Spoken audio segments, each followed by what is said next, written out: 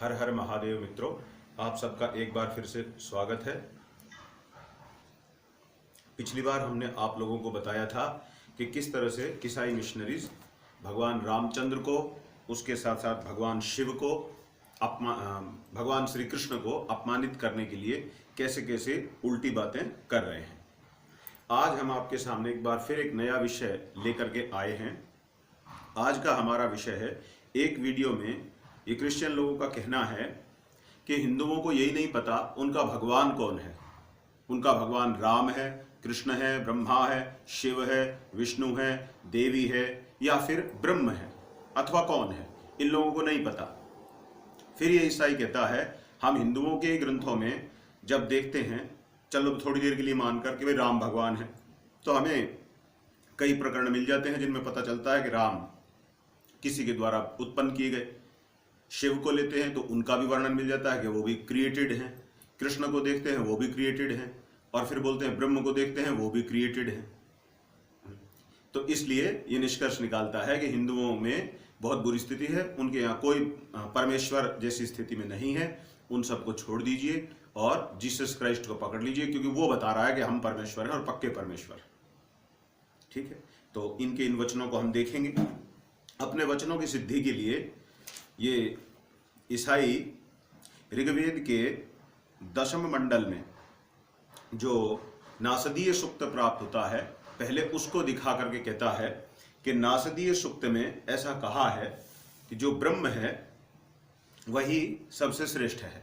ठीक है, इसके पश्चात यह ईसाई बृहदारण्यक उपनिषद 5.5.1 इस मंत्र को उठाकर कहता है कि देखिए, जो ब्रह्म आपके यहाँ श्रेष्ठ माना गया, जिस पर फिर भी हिंदुओं में एक मत दिखाई पड़ता है कि ब्रह्म ही मूल विषय है, वही सगुण साकार होते रहते हैं और इस प्रकार से अनेक रूपों में प्रकट होते रहते हैं।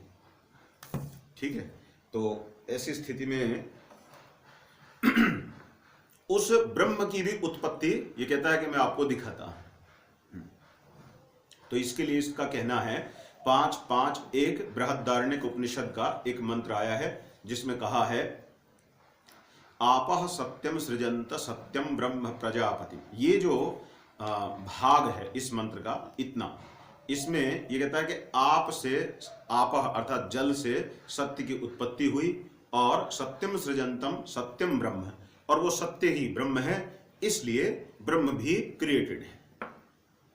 तो ब्रह्म को भी आप परमात्मा नहीं मान सकते और उसको भी छोड़ दीजिए, और अब केवल आप ईसाइयों के जो भगवान हैं उनको मानिए और उन्हीं के पीछे लग जाइए।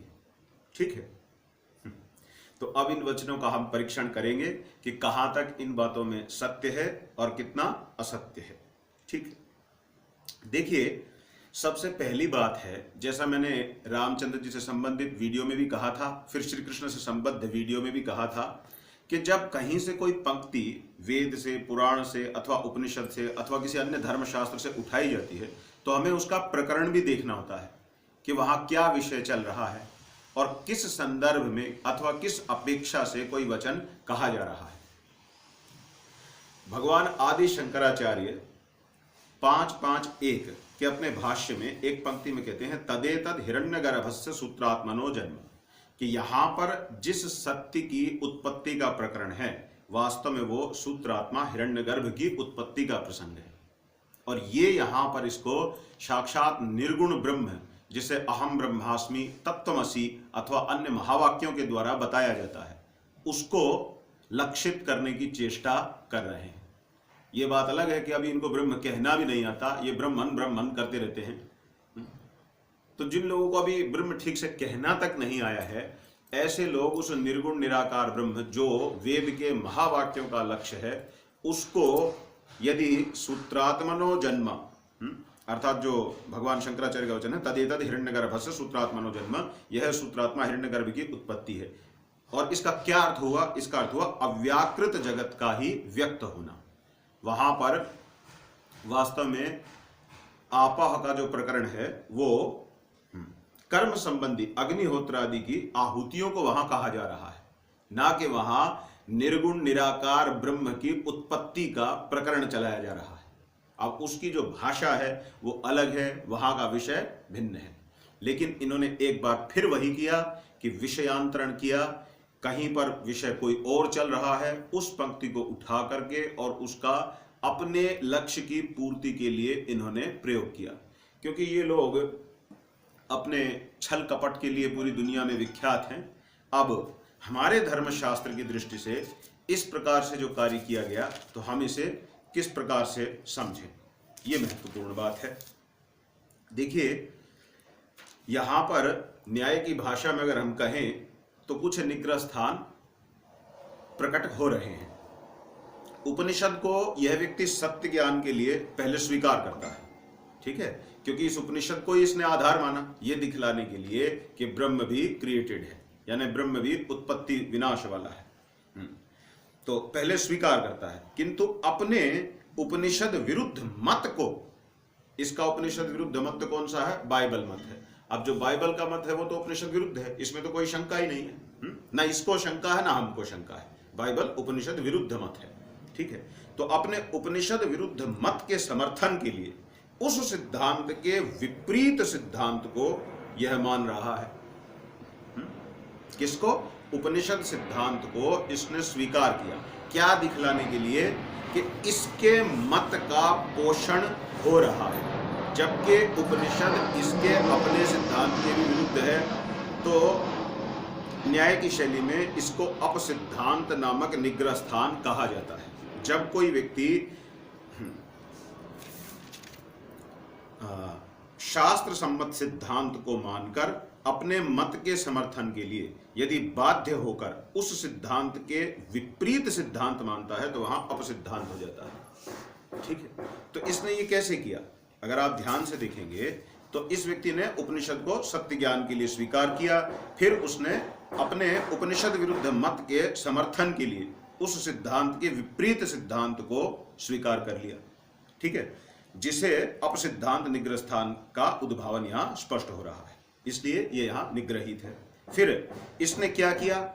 जो उपनिषद 5.5.1 बृहदारण्यक उपनिषद में 5.5.1 आदि जगत गुरु भगवान शंकराचार्य की शास्त्र सम्मत व्याख्या है, और साथ साथ पूरी गुरु परंपरा से पूरा हिंदू समाज जिस व्याख्या को स्वीकारता है, उस व्याख्या को त्याग कर जो प्रकृत अर्थ है, प्रकरणानुसार वहां अर्थ है, इसने उसका अनुपयुक्त अर्थ किया। अर्थात सारे वैदिक साहित्य का लक्ष्य जो निर्गुण ब्रह्म है, उसको इसने उत्पत्ति विनाश वाला सिद्ध करने की चेष्टा की।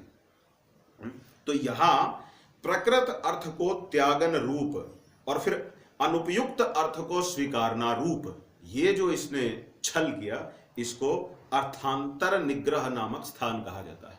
तो हम अपने शास्त्र की दृष्टि से देखें तो इस व्यक्ति का ब्रह्म को यहां उत्पत्ति विनाश वाला सिद्ध करने का जो प्रयास है, वो अपसिद्धांत नामक निग्रह स्थान के कारण, साथ ही साथ अर्थांतर निग्रह स्थान के कारण पूरी तरह से ध्वस्त हो जाता है।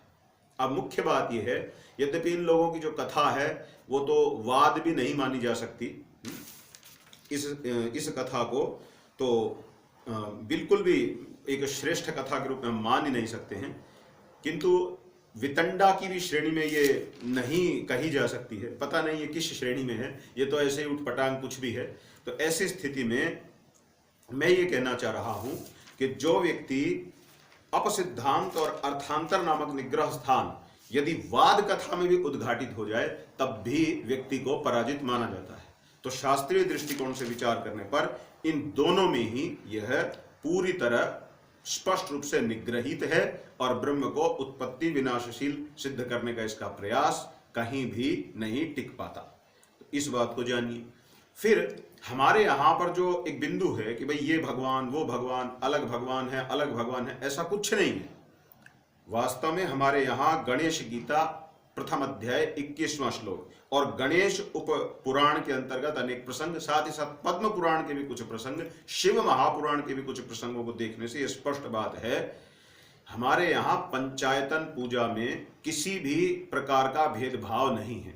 अर्थात शिव, नारायण, गणेश, शक्ति, सूर्य, ये पांचों तत्वतः एक ही ब्रह्म है जो भिन्न भिन्न रूपों में प्रकट होता है और अपने भक्त के इच्छानुसार उसे दर्शन देता है। हमारा भगवान इनकी तरफ प्रतिबंधित नहीं है कि अगर आएगा तो सिर्फ जीसस क्राइस्ट के रूप में ही आएगा, दूसरी शक्ल में आ गया तो ये उसको छोटा, बड़ा, कमजोर, शक्तिशाली भगवान बनाने की चेष्टा करेंगे। अब इनके ही अनेक भाई बंधु भारत में भी इन्हीं की मूर्खतापूर्ण बातों को, केवल एक रूप को ही बड़ा, दूसरे रूप को छोटा करने के लिए अपनी बहुत अधिक ऊर्जा खपा रहे हैं। तो कभी कभी हमें संदेह पैदा होता है, कहीं ऐसा तो नहीं है कि इन्हीं के इशारे पर वे लोग हमारे देश में ये वाला भगवान छोटा, ये वाला भगवान बड़ा, ये भगवान में 4 गुण कम, इसमें 8 गुण ज्यादा, इसमें ये, इसमें वो, इस प्रकार की बातें तो नहीं कर रहे हैं। लेकिन गणेश जी गणेश गीता में स्पष्ट कहते हैं कि मैं उसे ही सर्वश्रेष्ठ योगी मानता हूं जो इन 5 के अंदर किसी भी प्रकार का कोई भेद नहीं मानता। तो इस मूर्ख को वेद उपनिषद जैसे पवित्र ग्रंथों को नहीं छेड़ने की कोशिश करनी चाहिए, वो इसके ऊपर से जाएंगे। हम इसे सलाह देते हैं, इससे अच्छा है किसी धर्मनिष्ठ ब्राह्मण के चरणों में बैठकर गणेश गीता के प्रथम अध्याय के 21वें श्लोक पर विस्तार से विचार कर ले, तो इसका ये भ्रम टूट जाएगा और ये भी पंचायतन की कृपा प्राप्त करके अपना जीवन सफल बना सकता है। अन्यथा न जाने कितने जन्मों तक वेद भगवान के चरणों पर किए गए अपराधों के कारण कष्ट भोगना पड़ेगा। हर हर महादेव।